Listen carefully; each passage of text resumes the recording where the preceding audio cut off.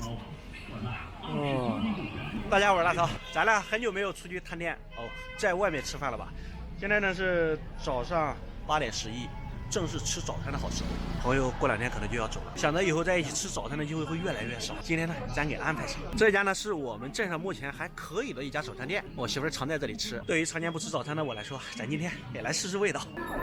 你冷的天就穿个塔拉的吗？你也冷，我也不冷。我是不冷。自己端。哎，啊。蒸饺、沙汤，再加上这一份小料。来到我们阜阳这边，早上搞一笼蒸饺，再冲上一碗沙汤，这个早上就完美了。哇，很久没有吃大粉的味道了，感觉如何？要是再来一碗，那锅里胡辣汤就关了，再给点人找鱼来。我给他一天喝胡辣汤，大块的牛肉呢。咱们这边胡辣汤，咱们这个叫马虎肉，咱们叫胡辣汤的。胡辣汤，我们这边本地的胡辣汤不怎么正宗。在河南最近的地方，好，再来碗胡辣汤，来碗胡辣汤。来，赶紧吃，快吃。这边。说喝这个胡辣汤，我们就来到了商丘这边，离阜阳算是相当近的一个市。阜阳市和商丘市中心啊，都属于低风险区，2码1核酸就可以安全出行了。是侧门吧？对，那是侧门吗？那不是侧门吗？出口在哪里？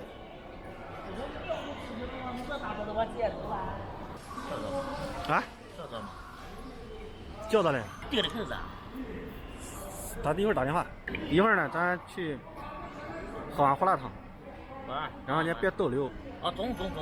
然后咱就直接回去吧，啊，好吧？中。到河南再喝方言。中。好，中。哎，妮儿。带神的人。妮儿。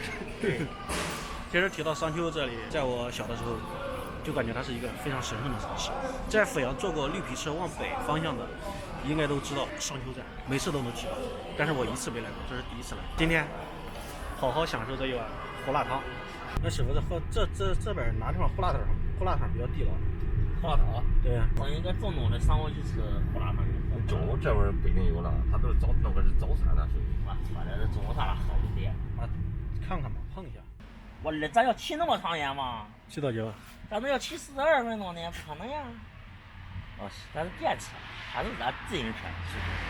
走喽！来到这边犯了一个常识性的错误，这个胡辣汤中午它没有。现在12点半，咱不能让这次白来了。人类小粉，等等我，慢点。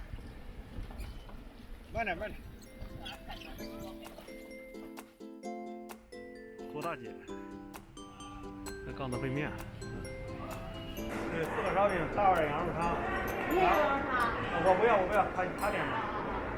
你可知道，在河南来一块烧饼、凉菜、原味烩面哦，这叫原味烩面。对，来河南是满足了。你说这个河南口音学的像不像？别扭的安红，你别学了。这是可以点的羊杂1大份儿，还热的呢，味儿正吧？还调过呢。像这种吃法，来一碗面，来个烧饼，来2个凉菜，在我们这边是最舒服的吃法。它这个是羊油炸的，应该是。好。哎，这一碗吃起来才过瘾。哎，我这个油都才飘过的，你看，我这过瘾。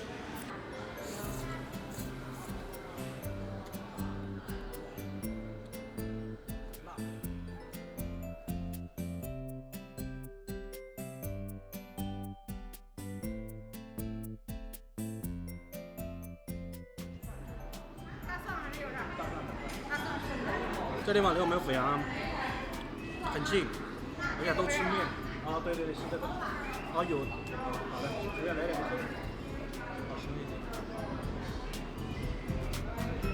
这个东西啊，这边浅尝一下就行。真是。